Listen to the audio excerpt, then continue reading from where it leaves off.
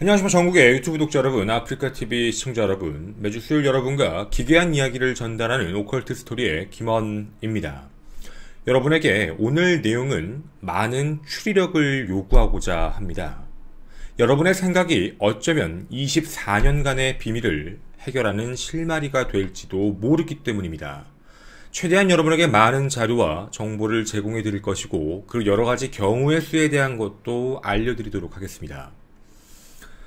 최고급 호텔에서 발생한 24년간의 비밀, 한 여성의 죽음과 관련된 이 미스테리에 대한 이야기를 여러분에게 지금부터 전달해 드리도록 하겠습니다. 여러분이 보시는 이 호텔은 노르웨이의 오슬로 플라자라고 부르는 북유럽 국가들에서 가장 높은 호텔로 알려져 있습니다. 높이뿐만 아니라 등급도, 그 이외에 여러가지 요즘엔 좀 떨어졌다고 하지만 시설면에서도 압도적이었다고 합니다.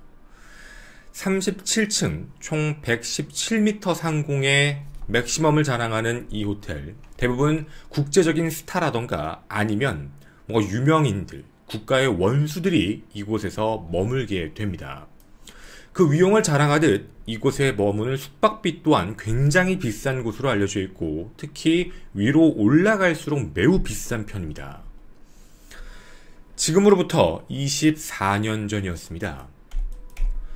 1995년 6월 3일 토요일 저녁 7시 30분 직후에 이 호텔 메인 프런트에 있는 사람, 이름 지르센이었습니다. 무언가 이상하다라는 신호를 하나 확인합니다. 뭔가 이상한 낌새, 그게 뭐였냐면 28층 5호 2805호 손님의 게스트로 왔던 사람을 체크를 해봤는데, 여기에 온 사람이 벨기에 부부로 되어 있었습니다. 한 사람은 제니퍼 펄게이트라고 적혀 있었고, 한 사람은 로이스 펄게이트로 적혀 있는 부부. 제니퍼는 여자로서 나이가 21살로 적혀 있고, 그 다음에 로이스는 35세에서 45세 좀 애매한 나이로 적혀 있었습니다. 근데 왜 느낌이 이상했냐면, 이 사람들이 잘못됐다라는 게 아니라 그들이 냈던 크레딧 카드, 즉 신용카드가 한도 초과가 되어 있는 상황이었습니다. 즉 이곳의 숙박비를 더 이상 낼 수 있는 상황이 아니라는 게 확인되어 버린 거죠. 당시에 데스크에 있던 그 사람은 28층 방에다가 메시지를 발송합니다. 그 메시지라는 게 뭐냐면, 이 호텔이 워낙에 좋은 호텔이어서 호텔 내부에 있는 그 TV에 메시지가 뜨는 겁니다. 카드에 좀 문제가 있다, 캐셔에게 빨리 연락을 해달라. 근데 정말 신기했던 건 그날이었습니다. 캐셔에게 연락을 달라라는 메시지를 딱 띄웠는데 그 방 안에서 누군가가 OK를 누릅니다. 그러니까 즉 확인을 했다라는 이야기죠. 영수증 얼마지? 이걸 봤다는 얘기입니다.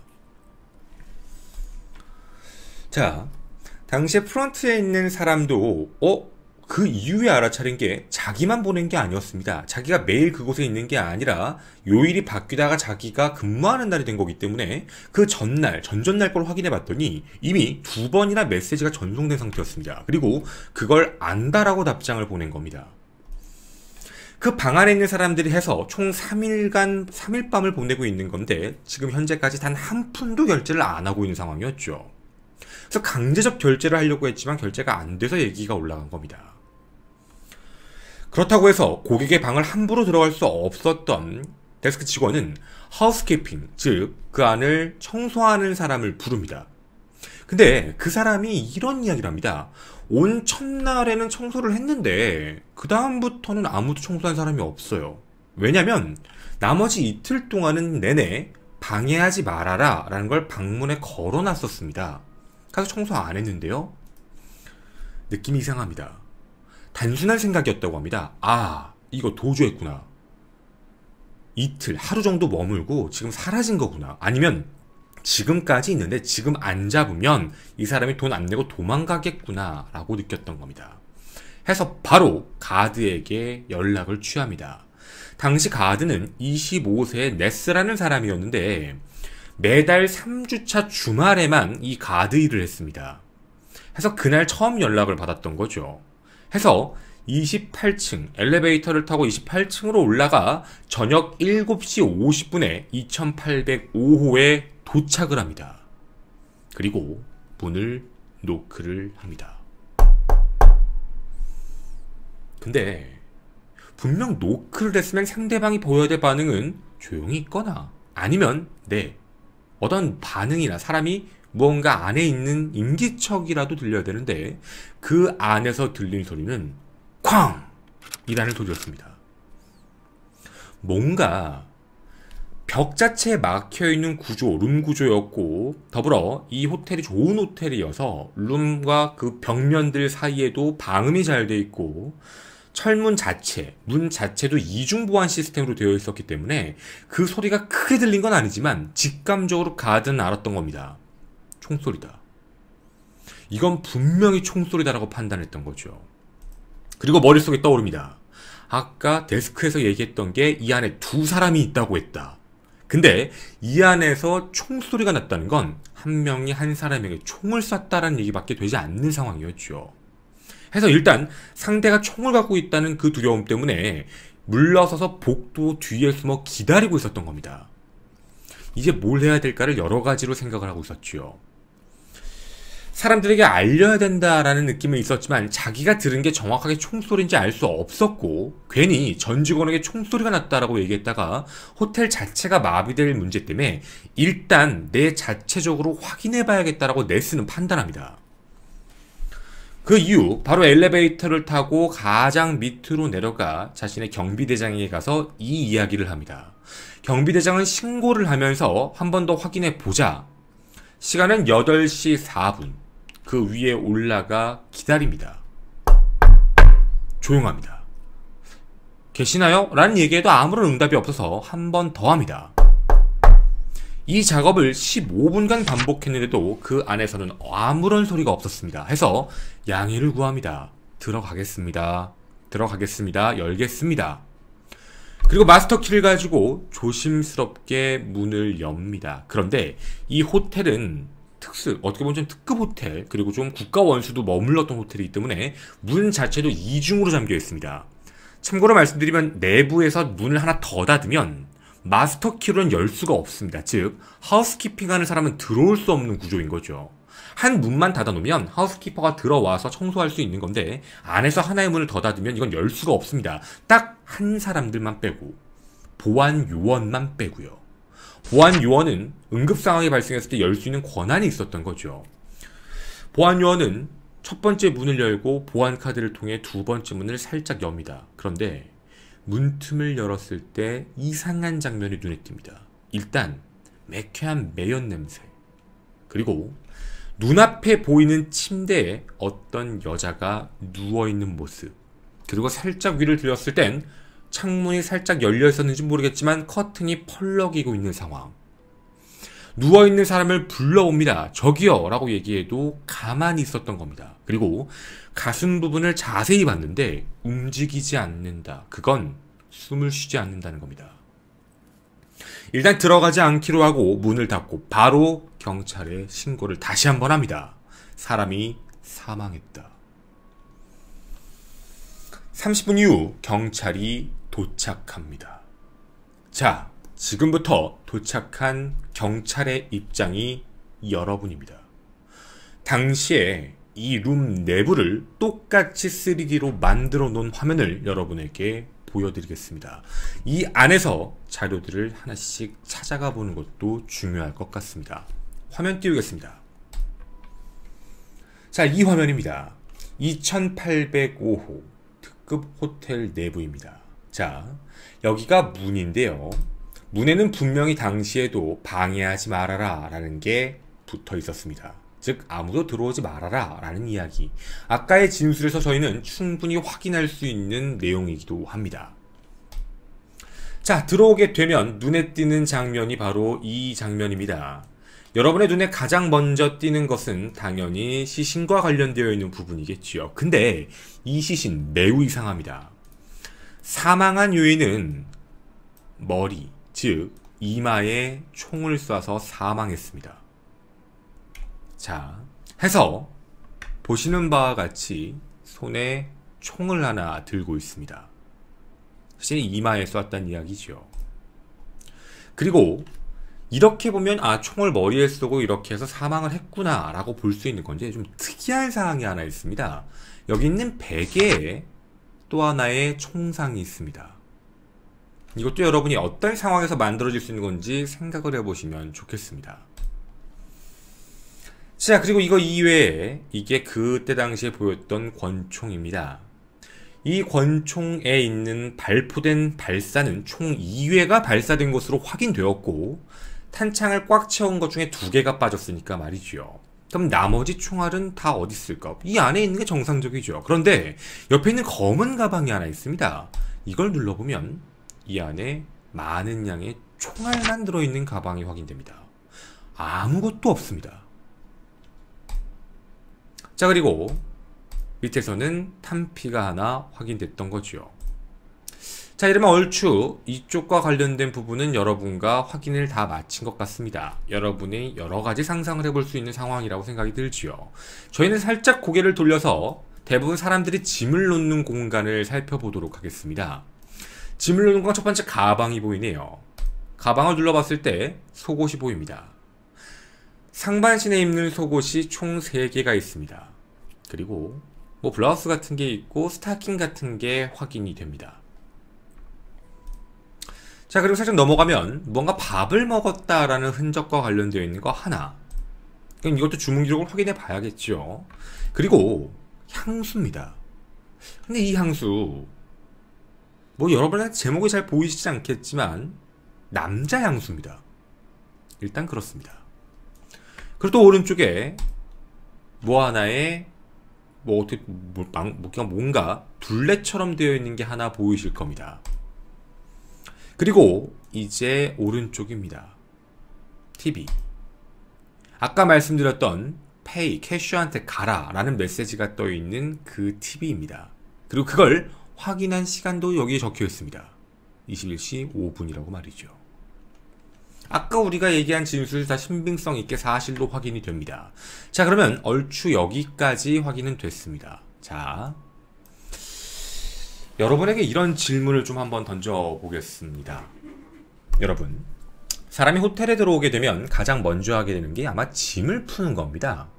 근데 우리 눈에 보이는 짐은 현재 이거밖에 없으니 다른 곳에는 짐을 어디에 뒀을까? 머릿속에 떠오르는 장소는 이곳 하나 있네요. 열어보겠습니다. 이게 답니다. 외투 같은 옷들 3벌만 제외하고는 아무것도 없습니다. 자, 그러면 당시에 피해자가 입고 있던 옷은 무엇일까라는 것도 같이 생각을 해보겠습니다. 당시 피해자가 입고 있던 옷입니다. 자, 보시면 다 검은색 옷이었습니다. 그리고 신발도 구두도 다 있고요. 속옷도 있고요. 다 확인이 되실 겁니다. 혹시 눈썰미가 조금 좋으신 분들은 여기서 뭔가 이상하다라는 느낌이 하나 드실 겁니다. 어떤 느낌이냐면 다른 거는 다 알겠는데 호텔에 온 사람 치고 뭔가 좀 이상하다. 하나, 여러분, 속옷을 상의는 3벌을 갖고 왔습니다. 근데 하의는 없습니다. 정확히 표현하면 입고 있는 걸 제외하면 하의가 존재하지 않습니다. 그리고 지금 여기를 아무리 둘러보더라도 가지고 온 가방은 이거 하나입니다. 근데 이 가방 안에 이 모든 짐들이 다 들어갈 수 있었을까라는 이상한 생각이 드는 거죠. 자, 어찌 되었든 이 부분까지도 우리는 의심이 드는 상황이었습니다. 자, 이제 상황을 좀 더 살펴보도록 하겠습니다. 그 이외에 여기는 화장실입니다. 화장실에 눈에 띄는 게 혹시 무엇이 계십니까? 이 화장실 내에서도 좀 특이하다라고 보여지는 건 수건 같은 건 좀 썼다라는 흔적들은 보이는데 뭘로 씻었는데? 라는 생각이 듭니다. 즉 워시키트 같은 것, 즉 씻고 다니는 거와 관련되어 있는 게 아무것도 존재하지 않는 상황입니다. 또 하나 더, 이쪽입니다. 옷과 관련된 부분에 특징이 존재합니다. 여러분 이게 뭐라고 보실지 모르겠지만 상표 부분을 전부 떼어놨습니다. 상표가 없다라는 얘기죠. 자, 그리고 여러분의 뭐 다리미 근처에 있었던 옷이 하나 걸려있던 부분까지, 그리고 그 위에 기타 자료들이 이렇게 하나씩 여러분의 눈에 보이실 겁니다. 무언가를 마신 병의 흔적들까지 말이죠. 자, 그리고 벽면을 향해 가면 비사는 같은 게 보이게 됩니다. 혈액이 튀었다라는 이야기까지 확인이 됩니다. 자, 여기가 저희가 현장에 대한 모습을 3D로 다시 한번 확인해 본 내용들이었습니다. 여기에 갖고 있는 내용들을 머릿속에 기억을 해주시고 지금부터 하나씩 전달을 좀 해보고자 합니다. 여러분께 이렇게 질문을 드리겠습니다. 여러분, 여기 있는 사망한 시신은 어떻게 사망한 것 같습니까? 대부분 다 비슷하게 생각을 하실 겁니다. 아니, 이거 뭐 혼자 있었고 권총 들고 있고 이마에 있었고 그럼 이거 자살이지.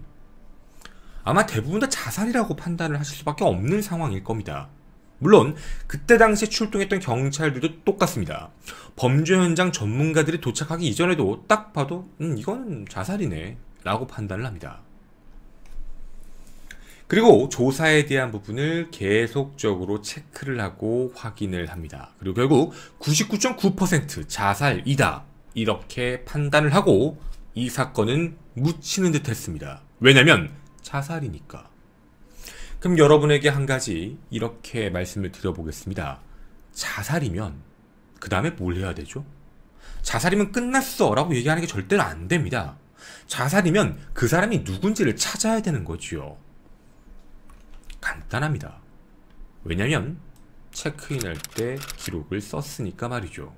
그런데 여기에 적혀있는 사람, 제니퍼라는 사람은 존재하지 않는 사람입니다. 즉 이런 사람의 이름이 존재하지 않습니다. 생년월일조차, 이름조차, 주소조차, 그 적혀있는 전화번호조차 맞는 게 아무것도 없습니다. 그리고 더 신기했던 건 처음에 예약을 할 때 전화상으로 예약했을 때랑 여기에 도착해서 사인할 때랑 이름을 다르게 적었습니다. 무슨 소리냐면 처음에 예약을 할 때는 제니퍼 페어게이트라고 부를 때 Fairgate 이렇게 했는데 현장에 도착해서 사인할 때는 FER로 적습니다. FAR이 FER로 바뀌는 되게 이상한 상황이 발생된 거죠. 자신의 이름조차도 잘못 쓰게 되는 사람입니다. 그리고 또 하나 더, 또 이상한 게 있습니다. 우리가 현장을 봤으니까 얘기하는 건데 있어야 될 게 없습니다. 이런 곳에 놀러 왔다 혹시 외국인인가? 여권이 없네요. 그리고 신분증이 없습니다. 그리고 지갑도 없습니다. 아까 보셨잖아요. 돈도 없습니다. 신용카드도 없고 여성이 들고 다닐 만한 핸드백 같은 것도 없습니다. 면허증 없고요. 집을 열 열쇠 같은 것도 없습니다. 그 방 안에 남은 게 아무것도 없습니다. 즉 사망한 사람의 신원을 확인할 수 있는 게 아무것도 없었다라는 거죠. 해서 일단 지문 가지고 체크를 해봅니다. 지문 조회를 해서 확인을 해봤는데 유럽 전역에서 일치하는 지문이 안 나옵니다. 누굴까요? 그리고 더 중요한 건 혼자 들어온다고 한 게 아니라 로이스라는 남자랑 들어온다, 부부다, 뭐 이런 식으로 들어왔는데 그 사람은 도대체 누구였을까요? 그리고 애초에 이곳에 도착했던 게 맞을까요? 우리가 머릿속에 떠오르는 건 아니 그러면 CCTV 확인해보면 되잖아. 95년 당시에 이 호텔이 워낙에 국가 원수들이 많이 왔다 갔다 하는 상황이고 유명한 사람들이 많이 있어서 특별한 보안상의 이유로 CCTV가 설치가 제대로 안 돼 있는 상황이었습니다. 즉 들어오는 부분에서만 조금 어떻게 보면 심도 있게 체크를 하고 들어오는 사람을 체킹했던 거지 내부에서는 되게 프라이빗한 상황이었다는 거죠. 그럼 이런 걸 알고서 이런 범행을 저지른 걸까요? 정말 그럼 자살이 맞을 걸까요? 또 하나 이상한 점이 있습니다. 바로 총과 관련되어 있는 문제입니다. 자, 여러분, 총이 있었으니까 그 총에는 모두 일련 번호라는 게 적혀 있죠. 총의 일련 번호를 확인해 보려고 했는데 확인이 안 됩니다. 총의 일련 번호를 제거했습니다. 근데 이게 단순하게 뗀 제거가 아닙니다. 전문가의 손길, 즉 산성 용액으로 비벼서 지워버린 겁니다. 남아있는 확인되는 글자가 몇 개 없어서 그걸로 체크를 해볼 땐 단순하게 90년 혹은 91년 벨기에에서 만들어졌다라는 정도의 어떻게 보면 정보 확인만 가능했다는 거죠. 자, 참 이상합니다. 자, 그러면 또 하나 확인해 봐야 될 사항이 있습니다. 분명 안에 있었던 제니퍼, 물론 가명의 이름이겠죠. 제니퍼는 두 발을 썼습니다. 왜 두 발이라고 밖에 알 수 없냐면 여러분이 아까 보셨던 것 중에 베개에 총알 자국이 하나 있었던 게 보이셨을 겁니다. 경찰은 이렇게 생각을 합니다. 첫 번째가 아마 소리가 안 나는지 확인하기 위해 일종의 소음 기능이죠. 베개에다 대고 총을 한번 쏴본 것 같다라는 이야기를 합니다. 즉 소음기 기능이죠. 그리고 두 번째 총알이 앞에서 가드가 왔을 때 총을 쏴서 난 소리다. 그래서 그게 이마로 들어가 뇌를 거쳐 뒤쪽으로 빠져나왔다. 그리고 밑에 있는 콘크리트 바닥에 박혔다라고 확인을 하게 됩니다. 총알은 34발을 가지고 왔고 카트리지 안에는 7발이 남아있었고 아까 보였던 가방 안에 25개가 있었습니다. 나머지 2개는 아까 말씀드린 대로 쏜 2발이다 라고 보여지는 거지요. 자, 그럼 상황적인 게 조금 이상합니다. 이 여성은 왜 그랬는지 모르겠지만 이 호텔에 엄청나게 비싼 호텔에 가명 이름을 쓴 그것도 신용카드도 뭔도 한도 초과가 되어 있는 걸 갖고 들어와서 이 안에서 혼자서 자살을 하기 위한 방식을 썼는데 어디에서도 신원조회가 되지 않는 사람이었다라는 이야기가 되는 겁니다. 부검에 대한 결과가 확인이 되는데요. 부검 결과 나이는 21세 전후로 확인이 됩니다. 그런데 법의학자들은 좀 다르게 얘기합니다. 적은 건 21살이지만 법의학자들이 봤던 부검 결과로는 30살 정도가 될 것 같다라는 판단만 하고 있습니다. 키는 169cm에 몸무게는 67kg. 어느 자료에도 나타나지 않는 사람 단 한 가지 조건이 확인됩니다. 치아 기록이 확인되는데 미국, 네덜란드, 독일, 스위스 포함 유럽에서 널리 쓰이는 금 그리고 이제 도자기 재질이 있죠. 좀 그때 당시엔 비싼 재질이었습니다. 그런 걸로 치과 치료를 받았던 기록이, 그러니까 그런 흔적들이 확인됩니다. 자, 그러면 이제 우리가 궁금한 건 카드는 누구 것이고 그리고 그 카드를 어떻게 가지게 되었고 그걸로 어떻게 예약을 했을까에 대한 문제인 겁니다. 당시 1995년 방을 예약한 건 5월 22일입니다. 근데 방을 예약하고 나서 갑자기 다시 전화를 했던 게 5월 31일 수요일에 다시 전화를 해서 나 오늘 도착합니다 라고 바로 변경합니다. 그리고 저녁 10시 44분에 체크인을 하는데 이곳이 워낙에 비행기를 타고 오는 사람들이 많아 10시 44분이면 굉장히 체크인 시간에 바쁜 시간이라고 합니다. 해서 당시에 도착했을 때도 신분증을 보여주고 확인을 하고 체크인을 시켰어야 되는데 너무 바빠서 당시에 접수 담당자가 단순하게 나중에 그럼 체크해주세요 라고 하고 앞으로 기입한다라는 거에만 체크하고 그냥 올려보낸 겁니다. 즉 당시에 체크를 하지 않아서 생긴 문제도 있다는 거지요. 비행기를 타고 왔다고 했습니다. 그런데 이 사람과 관련된 인적사항의 사람, 항공사, 승객 명부에도 전혀 존재하지 않는 사람입니다. 심상치 않습니다. 자살 같긴 한데 자살이라고 보기엔 뭔가 미심쩍다라는 문제로 경찰은 수사관 5명을 투입하게 됩니다. 왜 이런 일이 발생했는지지요. 자, 이제 여기까지 얘기했을 때 여러분 굉장히 혼란스러우실 겁니다. 자살 맞는 것 같은데 좀 행동은 이상하네. 근데 우리가 한 가지 포인트를 놓치는 게 있습니다. 분명 네스는 처음에 총소리를 듣고 밖에서 좀 기다리고 있다가 내려갔다라고 이야기를 했습니다. 그러면 혹시나 그 내려갔던 시점에 그 방 안에서 누군가가 나왔을 가능성도 우리는 무시하면 안 된다는 얘기죠. 왜냐면 시간적으로 봤을 때 그 안에서 총을 쏘고 스테이징을 하는 시간이 좀 있었다. 그 스테이징 하는 시간 동안 네스가 밑으로 내려갔을 가능성도 분명히 존재하는 겁니다. 경찰도 30분 이후에 왔으니까 말이죠. 그리고 이거에 따라서 여러 가지 또 이론들도 존재합니다. 그렇게 타살 이론도 있지만 또 하나, 자신의 신변 때문에 무언가 목숨을 끊어야 되는 상황, 혹은 자신이 죽어야 되는 상황이 와서 이런 상황이 되었을 것이다. 당시에 어떻게 보면 좀 사회적 분위기였는데 마약 운반책과 관련되어 있는 부분입니다. 이걸로 체크가 하나가 됐는데 이탈리아의 특정 마피아 사건과 연관이 있다라고 확인이 됩니다. 근데 이거에 대해 이탈리아 당국은 부정합니다. 왜냐면 당시 마피아 보스였던 레오루카 바가렐라의 부인이 실종됐는데 그 사람과 같은 사람이 아니었기 때문이었습니다. 그 다음은 혹시 비밀 요원인가? 그러니까 스파이 같은 사람인가? 라는 생각입니다. 신원이 아예 안 나오니까 그렇죠.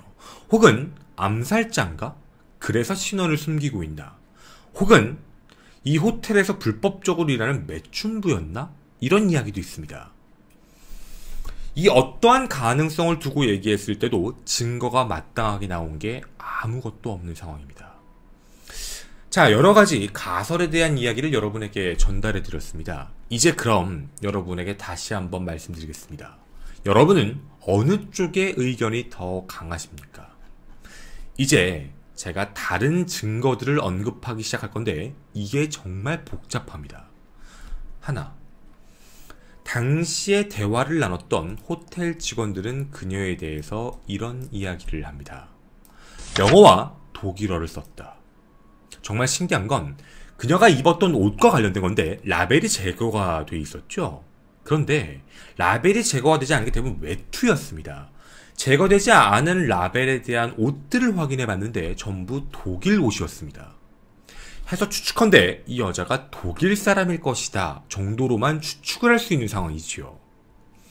그리고 또 하나, 당시에 디지털 도어락이었기 때문에 들어가는 시간, 나오는 시간이 확인이 됩니다. 근데 그녀가 첫날 빼고는 나간 흔적이 없습니다. 방에 혼자 있었다, 혹은 누군가 갇혀서 방에만 있었다라는 이야기가 되는 거죠. 자, 그 다음입니다. 여권도 없는 사람이 어떻게 그럼 독일에서 왔지? 지갑, 신용카드, 돈도 없는데 근데 돈이 있었던 기록이 하나 확인됩니다. 아까 음식 혹시 기억하십니까? 음식을 사망하기 전날 주문을 해서 이제 어떻게 보면 룸서비스로 받았는데 당시에 팁으로 50크로너, 즉 노르웨이 화폐를 준 게 확인됩니다. 그럼 돈이 있었다는 얘기였거든요. 근데 그거에 확인이 안 됩니다. 그리고 여성이고 무언가 옷을 입었을 때 좀 꾸미는 스타일 같은데 이 사람이 갖고 있는 어떠한 액세서리도 없고 간단한 립스틱, 화장품조차도 확인이 안 됩니다. 뭔가 분명히 이상하다라고 보여질 수밖에 없죠.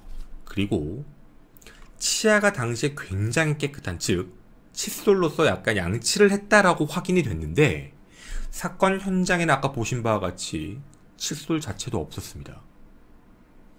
오직 있는 건 향수병. 근데 그게 남성향. 물론 여성이 있을 수도 있지만 말이죠. 여기까지 이야기를 해놓고 나면 누군가가 안에서 다 잡아서 버리고 가지고 나갔다라는 느낌이 드는 상황도 있습니다.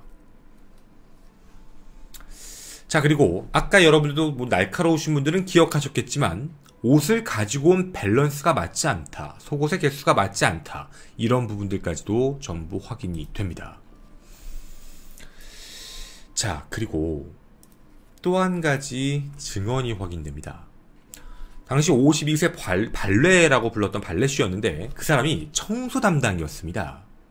체크인 다음 날인 6월 1일 날은 방해하지 마세요라는 게 붙어있지 않았다고 합니다. 해서 이곳을 청소를 했다라고 알려져 있는데 청소를 할 때 본인이 이상한 걸 하나 봤다고 합니다.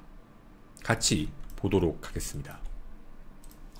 자기가 치울 때 이 안에 룸서비스처럼 하나씩 청소를 하고 있는데 당시엔 방이 텅 비어 있었다. 즉 여기에 널려있는 어떤 것도 보이지 않았다. 단 한 가지만 빼놓고 바로 이 선반입니다. 이 선반에 존재했을 때 여기에 신발 한 켤레가 있던 걸 저는 기억합니다. 그 신발이 매우 특이했기 때문입니다. 라고 이야기합니다. 그래서 경찰은 보여줍니다. 그 신발이 이 신발입니까? 그런데 발레가 이런 얘기합니다. 아니요. 검은색 아니었어요. 제가 그걸 기억하는 이유가 색깔이 너무나도 다양하게 얼룩덜룩 들어가 있어서 되게 특이하게 생겼네 라고 생각을 해서 그 구두에 대해 저는 기억을 합니다 라고 합니다. 자, 그러면 이런 생각이 듭니다. 당시에 신발을 하나 갖고 있었고 그 신발이 하나가 사라졌다라고 보이게 된다면 애초부터 신발을 한 켤레만 갖고 왔거나 아니면 두 켤레가 있었는데 그 신발 한 켤레가 사라졌다, 즉 제거됐다라는 진술이 돼버립니다. 이 안이 무언가 조작되어 있다라는 이야기가 되는 거지요. 자, 그리고 또 하나가 나타납니다. 뭐냐면 기술적인 부분. 당시 내부를 지문조사를 전부 해봅니다. 2805에 나왔던 지문들은 이곳. 여러분들 보시려면 당연한 곳이지요. 그리고 이곳. 지문들이 확인됩니다. 더불어 이런 곳. 전부 확인되었죠. 여기에 나온 모든 지문은 사망한 여성 거였습니다. 그런데 여기서 지문이 확인 안 됩니다. 정확히 표현을 하면 지문이라는 게 눌린 강도와 세기 같은 걸로도 진하게 눌리냐 살짝 눌리냐의 차이인데 너무 미세할 정도로 눌려 있어서 이 충에서는 지문이 확인이 안 됐습니다. 무엇일까요? 상식적으로 봤을 때 이해가 잘 안 가는 겁니다. 더불어 사건 당시에 데스크에서 처음 이 제니퍼를 봤던 사람의 기억은 내가 그 제니퍼를 봤을 때 혼자 오지 않았다라는 진술을 합니다. 키가 더 크고 185cm 정도 되는 남성과 함께 왔는데 내 기억에 그게 체크인이었는지 중간에 머물다가였는지는 기억이 잘 안 난다 라고만 이야기를 합니다. 그 이야기가 맞다면 분명 남성과 함께 들어왔다고 보여지는 거지요. 이제 여러분은 다른 게 또 하나 궁금하실 겁니다. 아니 여기 호텔이라며, 이 호텔이면 다른 방에 있던 사람들도 있을 거 아니야. 다른 방도 당연히 사람이 투숙하고 있는 상황이었습니다. 당시 28층의 분류도입니다. 제니퍼가 머물었던 방, 거기에 반대편 2807호에서는 스위스 부부가 당시에 있었던 것으로 확인됩니다. 그리고 그들은 다른 소리를 듣지 못했다라고만 이야기합니다. 왜냐면 신혼이어서 날 술을 빨리 먹고 잠들었다라는 것으로 확인이 됩니다. 근데 여기서 이상한 게 하나 확인됩니다. 방 내에, 그러니까 2805 내에죠. 제니퍼가 있는 방 내에 투명한 봉지에 USA 투데이 신문 잡지가 하나 확인됩니다. 근데 그 신문 잡지 번호가 2816호로 체크가 됩니다. 2816호는 여기서 지도상으로 보면 거의 복도 반대쪽 끝이거든요. 근데 그게 왜 거기 있지? 라는 생각입니다. 해서 1995년 보고서에 따르면 거기에 어떤 신원 불명의 사람의 남자인지 여자인지 모르지만 지문이 찍혀 있다. 그래서 그 지문에 대한 걸 2017년까지 인터폴이 계속적으로 조회를 하는데 그것도 지문이 안 나옵니다. 그러니까 그 지문이 제니퍼 지문도 아닌데 완전 또 다른 사람의 지문으로서 누군지 확인이 안 되는 지문입니다. 2816호에 있는 책이 왜 이곳에 들어왔는지도 모르고, 그리고 그거에 찍힌 사람이 누군지도 모르는 겁니다. 가설을 깔면 2816호에 투숙했던 남자가 혹은 사람이 USA 투데이를 가지고 2800 그 방에 직접 들어왔다. 그리고 그 안에서 살인을 저지르고 정리하고 나갔다. 뭐 이런 식으로 볼 수 있는 상황이 될 수도 있죠. 2816호에 머물렀던 사람은 누굴까요? 근데 투숙객 명단에 없습니다. 정말 보안을 철저히 하고 신원에 대한 걸 철저히 조사하는 이런 특급 호텔에서 투숙객 명단에 대한 게 확인이 안 됩니다. 즉 누군지를 모른다라는 이야기가 돼버린 거죠. 자, 24년간 베일에 쌓여있는 이야기입니다.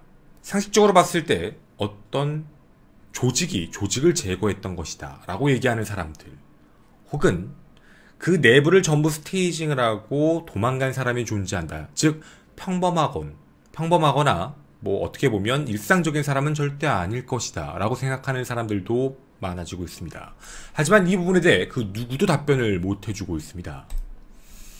2017년 묻혀있던 제니퍼, 가명이겠죠. 제니퍼의 무덤을 다시 파헤칩니다. 그리고 DNA 대조를 다시 시작을 했습니다. 2년이 지난 지금까지 제니퍼의 시신에서 나온 DNA로 일치하는 혈연관계, 친척관계, 그 누구도 이 지구상에서 찾지 못하고 있습니다. 제니퍼라는 여성입니다. 물론 진짜 이름은 우리는 알 수 없고 지금 현재 신원을 찾기 위해 불철주야 유럽은 노력하고 있습니다. 여러분의 생각에 그녀는 누구였을까요? 정말 95년도 당시의 조직 혹은 어느 국가의 스파이로서 들어왔다가 다른 국가의 스파이에게 암살당한 사람이었을까요? 아니면 그냥 자신의 비운을 탓하는 그냥 슬픈 사람이었을까요? 여러분의 생각도 궁금합니다. 저는 오컬트 스토리의 김원이었습니다. 감사합니다.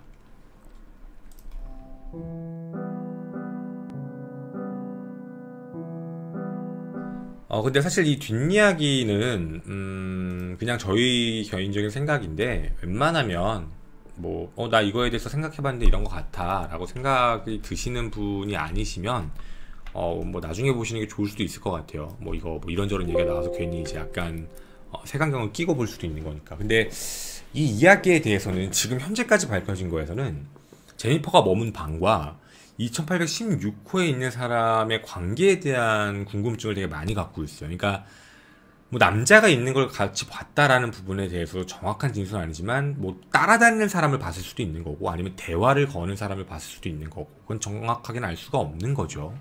어쨌든 중요한 건 신원을 위조하고 나서 이런 호텔에 들어올 수 있는 그리고 되게 비싼 곳에 들어올 수 있는 사람이었다는 것도 되게 신기한 거고 특별한 거죠. 그래서 이게 여러 가지 이야기가 있어요. 하나는 뭐냐면 이제 스파이 비밀 조직 요원 같은 느낌은 드는데 그러니까 뭐 단체인지 조직인지 국가인지는 모르겠지만 근데 하나의 경우에서는 이런 거죠. 첫 번째는 조직이 조직을 죽인 거, 국가의 스파이가 국가의 스파이를 죽인 것, 뭐 이런 거. 이런 게 아니면 같은 조직에 있는 사람인데 제거를 해야 돼서 또 하나의 조직원이 제거를 한 것이다. 뭐 이런 얘기도 있어요. 그래서 이 이야기가 당시 경찰이 수사를 했지만 어떻게든 처리를 할 수 없는 상황이 되어버린 그러니까 되게 여러 가지의 견해가 나왔거든요. 근데 다들 대부분은 약간 특별한 임무를 수행하는 사람일 확률이 높다라고 판단하는 이유가 신원을 나타낼 수 있는 근거가 정말 아무것도 없다는 거예요. 또 돈이 없는 사람이 아닌데 그러니까 뭐 치료한 내역이나 이런 거 봤을 때는 어느 정도 경제적인 생활을 했던 사람인 것 같은데 신원 내역이 아예 없었다라는 걸 보면 대부분 그런 사람 쪽이면 약간 뭐 특별한 임무를 수행하거나 이럴 때 많이 하잖아요. 그래서 사실 이 이야기가 제가 왜 말씀을 드리냐면 뒷이야기예요. 여러분 아이리스 아시죠? 그 아이리스가 사람들은 그런 얘기를 해요. 그게 일루미나티나 이제 프리메이슨에 대한 이야기를 하고 있는 것이다. 그 아이리스라는 드라마 있죠. 그러니까 각 국가가 존재하는데 각 국가마다 스파이들이 들어가 있고 그걸 통치하는 최고 이제 뭐 세상을 이끄는 최고 조직이 존재한다. 그래서 이제 거긴 누군지도 알 수 없지만 뭐 레벨이 높아지는 게 아닌 이상 알 수 없는 사람이 전 세계를 진두지휘하고 있다. 그게 이제 프리메이슨이랑 그 일루미나티와 관련되어 있는 이야기가 그 얘기예요. 그래서 이 95년 이 사건 있죠. 이 사건이 발생됐을 때 한간에는 그런 얘기가 되게 많았어요. 이거 프리메이슨이나 일루미나티 조직원 아니냐. 그러니까 우리가 얘기하는 세상을 지배한다라고 알려져 있는 그 루머일지 진짜일지는 모르겠지만 그런 사람들이 이 카드도 만들고 그러니까 다 가짜예요. 그러니까 실제로 존재하지 않는 사람의 카드를 다 해놓은 거예요. 그러니까 정확히 표현하자면 이런 식인 거죠. 이게 아이리스 영화에서 대충 나오는 건데 조직원에게 제니퍼라는 이름을 줘요. 넌 21살이야. 활동해. 그리고 그 조직에 대한 카드를 줘요. 근데 어느 순간 그 카드를 자르거나 그 카드를 끊어버리는 거예요. 그러니까 제거하기 위한 수단인 거죠. 쉽게 얘기하면.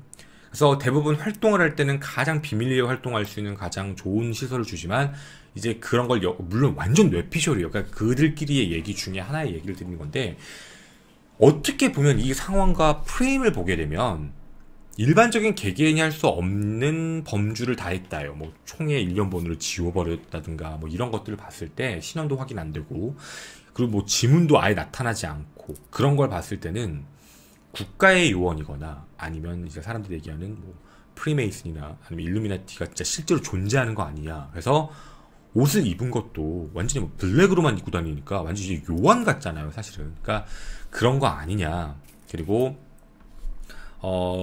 총알을 34발, 35발 정도 갖고 있었던 건 원래는 그거 말고도 되게 여러 가지가 있었는데 뭐 자료 같은 것도 있겠죠. 근데 그 자료에 대한 것도 전부 소각한 거 아니냐. 그래서 그 안에 있는 흔적을 싹 다 가져가서 폐기한 거 아니냐라는 의심도 되게 많이 해요. 근데 그 부분에 대한 체킹은 안 되니까 문제인 거죠. 그래서 이 사건은 그렇게 해서 미스테리가 돼버린 거고 24년째 이렇게 돼버린 거예요. 지금까지 그렇게 왔으니까. 근데 여러분도 아시다시피 블랙 요원이 됐을 때 뭐 대부분 거짓은 아니잖아요. 그 사람의 개인 정보에 대한 부분을 지워버리거나 변경시키거나 삭제하거나 등록을 없애거나 이런 것들도 뭐 외부에서 첩보요원들이 하는 얘기가 나중에 인터뷰에서 나오는 걸 보면 그런 일이 실제로 존재한다고 얘기하는 걸 보면 그럴 가능성도 있다라고 생각은 드는데, 그러니까 범주를 어디까지 얘기해야 될지 모르겠어요. 정말 뭐 프리메이슨까지 가야 돼. 근데 이 사건이 진짜 무서운 건 처음엔 정말 자살로 보였다는 얘기예요. 진짜 자살로서 보였어요. 아, 이거 자살이구나. 근데 이제 자살로서 보였는데 신원이 확인 안 되면서 뭔가 이상한 것들 건덕지가 하나 둘씩 나오다 보니까 이야기가 이렇게 커졌던, 그러니까 그런 사건이 돼버린 거죠. 그래서 되게 미스테리한 사건이에요, 진짜로. 그래서 어쩌면 일루미나티나 프리메이슨의 소행일 수도 있다라는 사람들의 이야기. 그래서 제가 뒤에 얘기한 거예요. 애초부터 얘기하면 그렇게만 생각할까봐. 오늘 이 컨텐츠는 잘 보시면 자살이네, 이상하네, 어둠의 조직, 여기까지거든요. 그러니까 이게 이제 외부에 나와 있는 얘기까지 여러분에게 다 전달을 해드렸던 거예요. 근데 이게 만약에 정말 맞으면 프리메이슨이나 일루미나티라는 그런 비밀 조직의 단체가 실제로 존재한다라는 증거가 돼버리니까. 근데 물론 어쨌든 뭐 사람들이 뇌피셜일 수도 있는 거고요.